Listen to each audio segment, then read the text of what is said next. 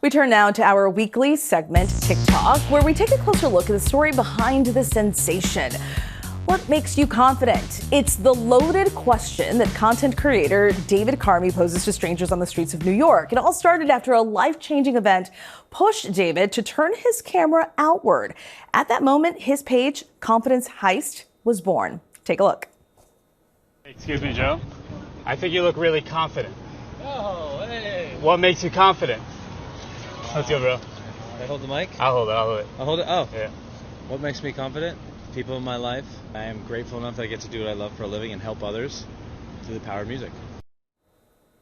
David Carmi joins us now in studio. David, thank you so much for joining us. My pleasure. Thank you for having me. Absolutely. I've been watching your videos for years. They are so intriguing. It is just so neat to watch people kind of express what makes them confident and just share and open up to a complete stranger. So what led you to this?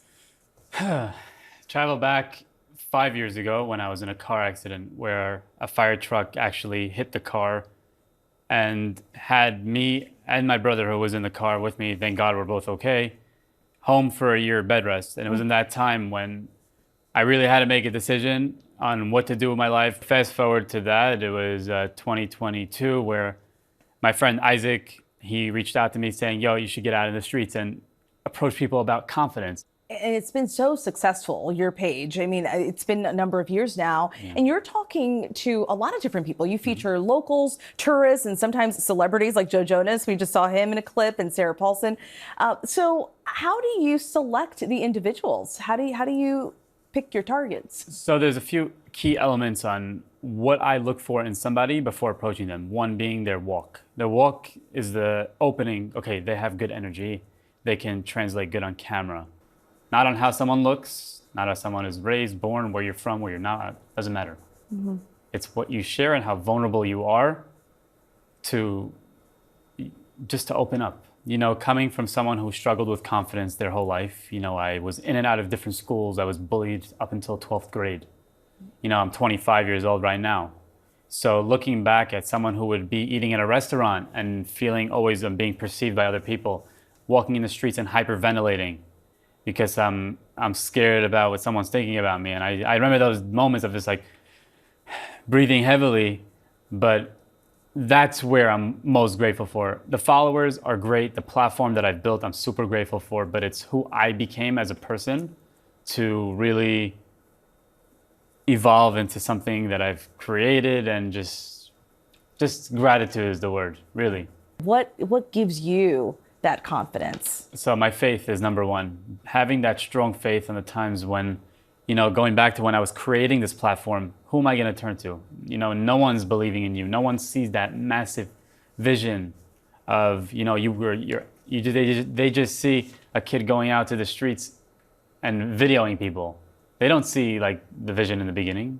So it's having my faith and experience, learning from my experience, throwing your ego in the garbage, because I think when you have an ego, you cannot relate to people because you always think you're the best. So throwing away my ego was, I think, the biggest factor of my success, and just talking to anybody, relating to anybody, just be a regular person.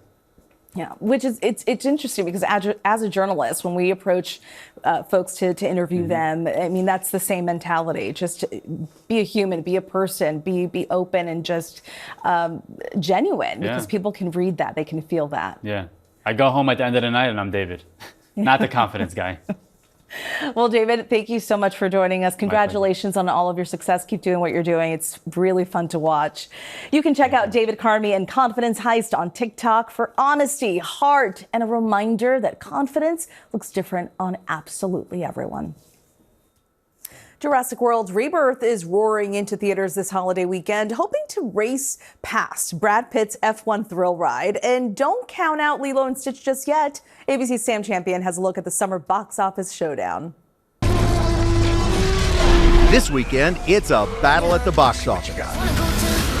Jurassic World Rebirth roaring into theaters, the latest installment in the franchise, hoping to claw upwards of $125 million in its opening weekend. Survival is a long shot.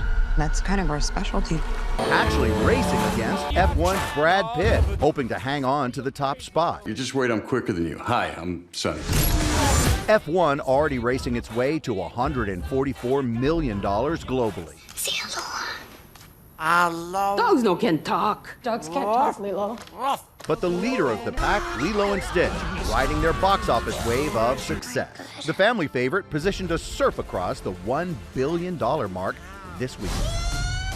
Summer just started, but it's already golden at the box office. Mission Impossible: The Final Reckoning bringing people into the theater. And a personal thank you from Tom Cruise. We are all so happy that you are here in this theater to watch the biggest mission yet on the big screen. And there's more, from Superman Good luck with that. to Marvel's Fantastic Four. We will face this together.